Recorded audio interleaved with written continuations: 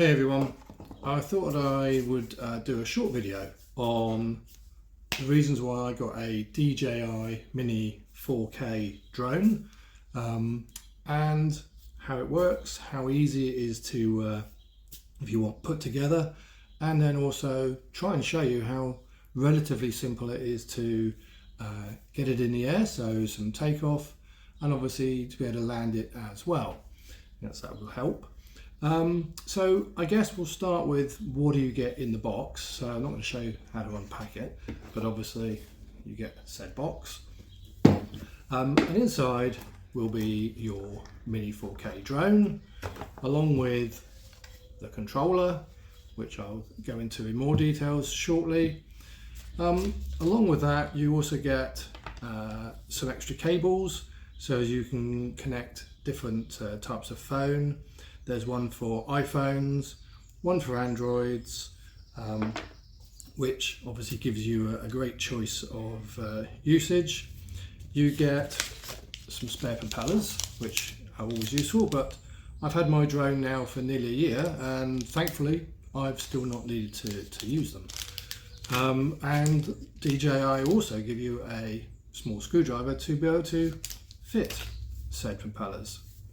The drone itself, it will come with one battery. The battery time, gives you about, well, they say about 30 minutes, but I generally get about 25 minutes from it flying.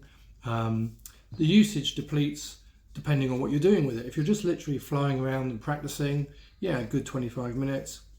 If you're doing some videoing or you're flying into wind or stiff breeze, clearly, obviously, the battery will go down quicker because the drone is having to work harder. So let's actually look at the drone itself. Let's start with that. So relatively light, 249 grams is what it's advertised at. They actually come out slightly lighter than that. Super simple to unpack, so don't be scared of it. You literally unfold its arms like this. It's got 4 arms. And that's the total size of it. As you can see, it is small but superbly capable.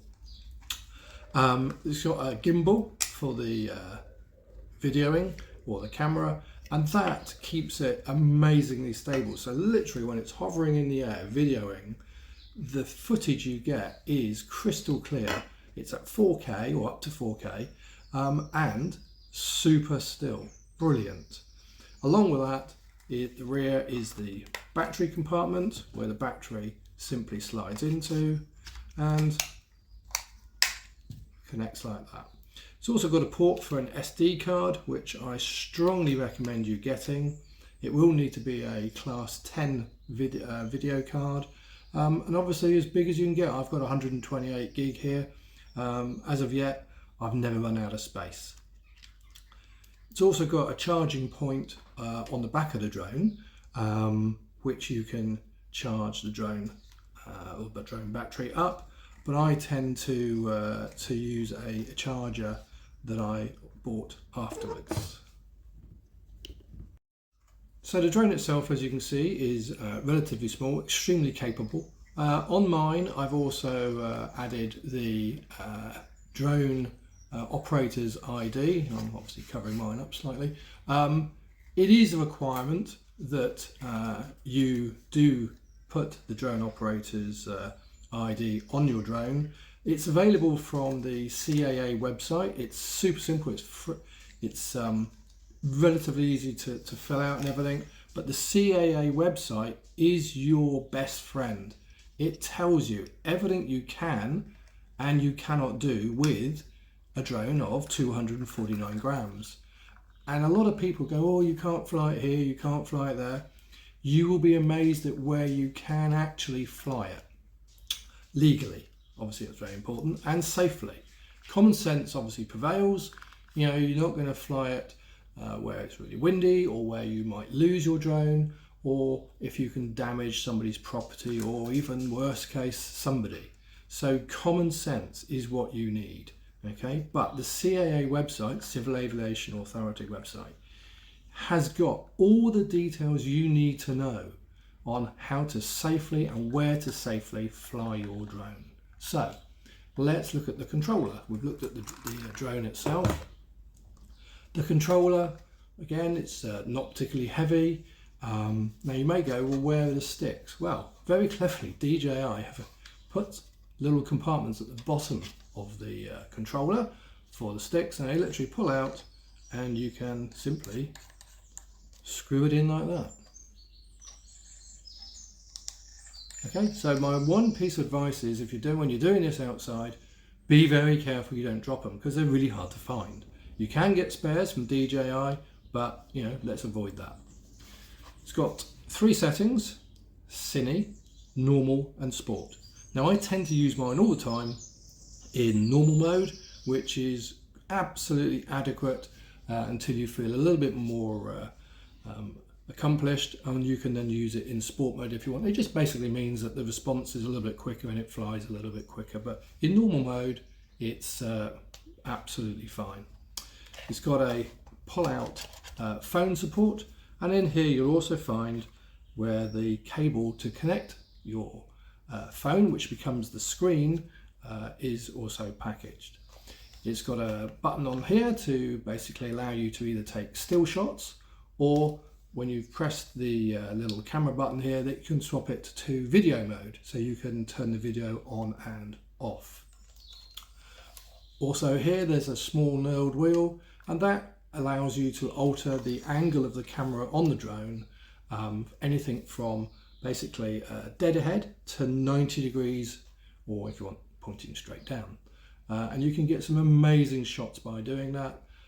It's also quite interesting when you're landing because you can see exactly where the drone's going to land. Okay, so once you have unpackaged the drone and the controller, and you've unfolded its arms, and you've put the control sticks onto your controller, it's worth having a look at obviously the DJI app. Now all the instructions on how to get the DJI app are in the box. Super simple, very easy to download it from the DJI website. It takes just a few moments, and obviously you need to download it onto your phone so as basically you can use the screen as the screen to view your drone and where it is, but also it helps communicate, and it's also got some other features and functions that you can use, which is super simple. As you can see, I've just fired up the app. It's very, very straightforward, and basically it gives you a connection guide that you can work your way through. You choose what type of DJI you've got, and you can then go through the setup procedure. So when you've chosen your particular DJI Mini, it actually tells you so simply and shows you in a pictorial way how to basically do everything you need to do to get set up and get into the air. So once you've gone through all the different setup modes, literally just to following the instructions, you are then in a position where you can put your Android phone onto the controller, connect it via the cable, and then I'll show you what actually happens then. Okay, so the phone is now mounted onto the controller. Again, don't fear any of this. This is designed for literally anybody to be able to use. DJI have really put some thought into this, so don't fear it, just have a go at it, take your time, and all will be well. So the first thing to do is turn the controller on first. So that's one short tap and then a long hold. So short tap, long hold, and then you'll hear a sound from it. While that's powering up, you can also then turn the drone on, and the drone again is super simple to turn on. Power buttons underneath, a short tap and a hold, and you'll hear it click into action. Clearly we're not going to fly it in here, but I'm just showing you how simple it is to basically turn on and get connected. On the screen itself, as you can see here, it says connect to aircraft. Click that, and it even shows you then how to unfold its arms and what to do. So as you can see, it's already connected, it's as quick as that, and the camera is already picking up what it's viewing. There's the dog going out to explore the garden. Anyway, it is as simple as that. And then with the gimbal control, which I showed you just now, it's here, the knurled wheel, you can actually, as you can see on the screen, you can actually move where the camera is viewing up and down, not side to side, simply up and down. Okay, so that's super simple. Once you've actually turned everything on and got the aircraft connected to the controller simply by its wireless connection, it will go through a number of checks, and what it's doing is it's actually looking for satellites to actually work, because all of its positioning is done by GPS, and it would take a few moments to find satellites. You can fly it without that, however it's far better to fly it with GPS satellite aid, because the drone knows where it is, and if all goes wrong, you've got an emergency press button for the drone to return home. Quite useful. Alright, so we will let it just find some satellites. Obviously I'm indoors, so it's not going to do it particularly well, because it is obviously designed to be flown outdoors. Okay, whilst we're letting it do that, I'll show you some other bits and pieces that you can get from the DJI store, which will help you.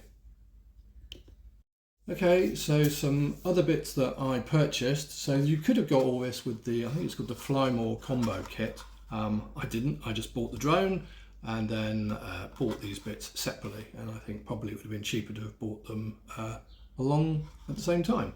So I got a 3-port charger, or 3-battery charger, and obviously, funny enough, I've bought over the last year another 2 batteries.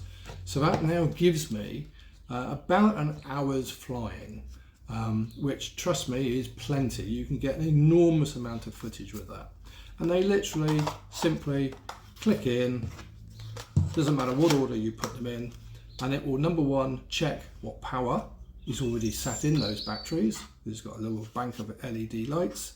And when you charge it up, it charges the one that needs to charge the most first, and it works its way through the batteries. Takes about a couple of hours maximum. I just pop it in, put it on charge, and then I'm always sure that I've got enough batteries to go out and fly with. One of the other things I bought was a prop guard.